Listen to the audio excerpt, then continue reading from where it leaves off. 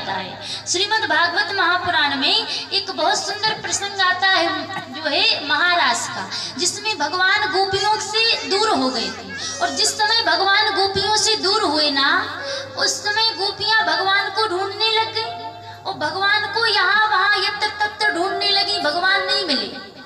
जब नहीं मिले तो ढूंढते ढूंढते एक समय ऐसा आया कि गोपियां स्वयं को कृष्ण भगवान समझने लगी।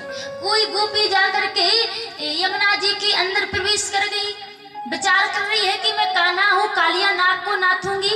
कोई गोपी गोपियों से माखन चुरा चुरा करके खा रही है। ऐसा एक वहां पर दृश्य बन गया कि जितनी गोपियां थी भगवान को ढूंढते ढूंढते वो स्वयं को ही भगवान समझने लगी।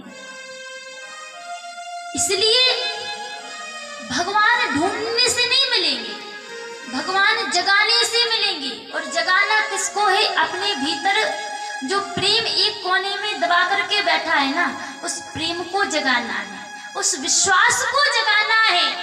और जिस दिन विश्वास और प्रेम जाग जाएंगे, उस दिन परमात्मा का दर्शन हमें और आपको अवश्य ही प्राप्त हो जाएगा।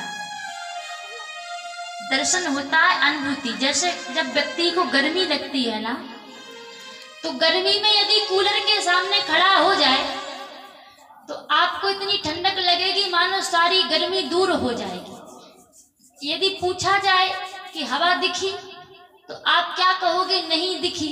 लेकिन दिखने से क्या होता है? हमारे अंदर जो गर्मी थी वो कूलर ने दूर कर